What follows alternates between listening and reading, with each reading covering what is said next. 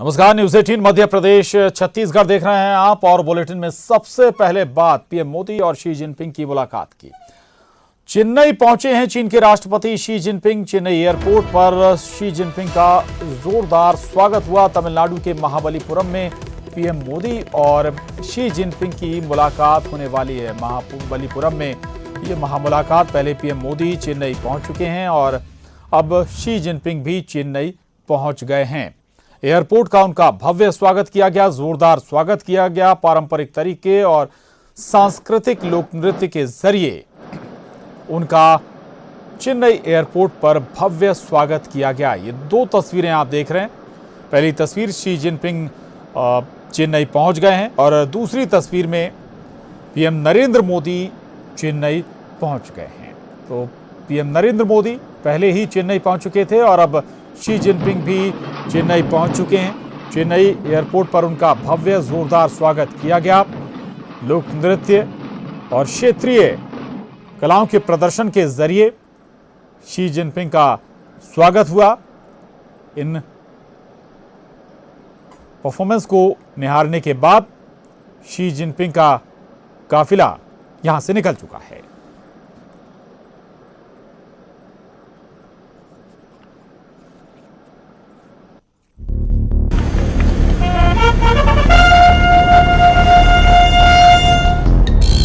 प्रधानमंत्री नरेंद्र मोदी और चीनी राष्ट्रपति शी जिनपिंग, ये उनके बीच में होने वाली 15वीं मुलाकात है और अनौपचारिक रूप से होने वाली दूसरी मुलाकात। चीन के राष्ट्रपति शी जिनपिंग का 2 दिवसीय भारत दौरा आज से महाबलीपुरम से शुरू हो रहा है।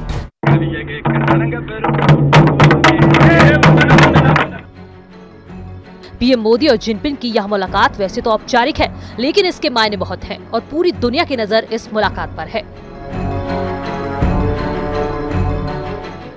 महाबलीपुरम से चीन का पुराना नाता रहा है और राष्ट्रपति शी जिनपिंग के भारत दौरे के पहले पड़ाव के लिए इसे भारत में चीन के पूर्व राजदूत झाओ हुई ने चुना है। बीजेपी भी इस जगह को मुलाकात के लिए काफी मुफीद मान रही है।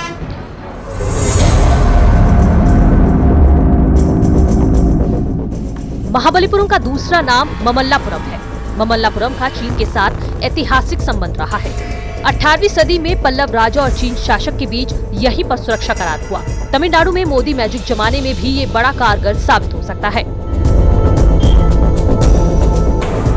शी जिनपिंग के भारत दौरे पर कोई करार तो नहीं होगा, लेकिन जिन मुद्दों पर बातचीत होने वाली है उससे भारत और चीन के संबंध नए आयाम पर जा सकते हैं। चीनी मीडिया समेत दोनों देशों के कूटनीतिक मामलों के जानकार इस मुलाकात को अहम बता रहे हैं। चीन के सरकारी अखबार ग्लोबल टाइम्स के मुताबिक दोनों नेताओं के बीच निवेश, रक्षा, सुरक्षा और सीमा पर बात हो सकती है। दोनों देश मिलकर ही 21वीं सदी को एशिया का बना सकते हैं। सीमा विवाद को शांतिपूर्ण तरीके से निपटाकर दोनों देश एक मिसाल बन सकते हैं। हालांकि कश्मीर मुद्दे पर यू टर्न लेने पर भी शी जिनपिंग का भारत दौरा ट्विटर पर ट्रेंड कर रहा है और लोग फ्री हांगकांग को मुद्दा बनाकर मैसेज कर रहे हैं। ट्विटर पर फ्री हांगकांग टॉप 10 में ट्रेंड कर रहा है। ट्विटर पर फ्री हांगकांग के 69,000 से ज्यादा ट्वीट किए गए। बहरहाल पीएम मोदी अपने दोस्ताना रवैये के लिए पूरी दुनिया में मशहूर हैं। वहीं चेन्नई और महाबलीपुरम भी जिनपिंग के स्वागत में सजा धजा है। जिनपिंग का यह भारत दौरा दोनों देशों के बीच संबंधों को नई ऊंचाई तक लेकर जाएगा, इसकी पूरी उम्मीद है। चेन्नई सिटी एकदम से चमक रही है, आप समझिए, और यहाँ से महाबलीपुरम तक का रास्ता एकदम से नया बन गया है। चेन्नई से नेटवर्क 18 के लिए कैमरामैन शरीफ के साथ पद्मप्रिया।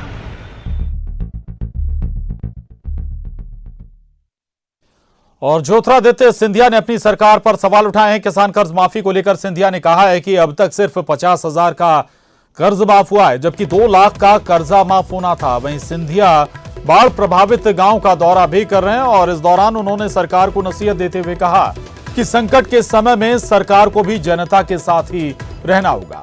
उन्होंने कहा कि कुछ गांव की हालत बहुत खराब है और वहां बिना सर्वे के ही मुआवजा दिया जाना चाहिए। भिंड में ज्योतिरादित्य सिंधिया के स्वागत के लिए लगाए गए पोस्टर में पीएम मोदी की फोटो लगाई गई। पोस्टर की फोटो सोशल मीडिया पर जमकर वायरल हो रही है।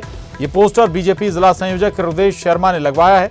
इस पोस्टर के जरिए हृदय शर्मा ने ज्योतिरादित्य सिंधिया के आगमन पर धन्यवाद दिया है। जानकारी के मुताबिक गुरुवार को ज्योतिरादित्य सिंधिया भिंड प्रवास पर थे। सिंधिया के नगर आगमन को लेकर पूरे शहर में उनके स्वागत के लिए पोस्टर लगाए गए थे। वहीं उनके आगमन पर बीजेपी जिला संयोजक हृदय शर्मा ने भी पोस्टर लगवाया है। इस पोस्टर में ज्योतिरादित्य सिंधिया के साथ पीएम मोदी, अमित शाह का फोटो लगाया गया। हृदय शर्मा ने धारा 370 के फैसले पर मोदी सरकार का समर्थन करने पर आभार जताया है।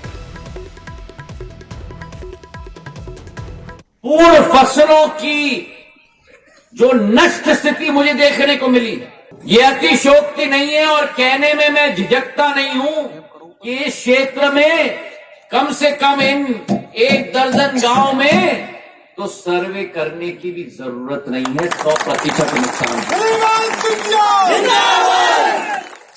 दूसरा, जो किसान का कर्जा माफ हुआ है वो पूर्ण रूप तक नहीं हुआ है, केवल 50,000 रुपया तक हुआ है, जबकि 2 लाख का हमने कहा था।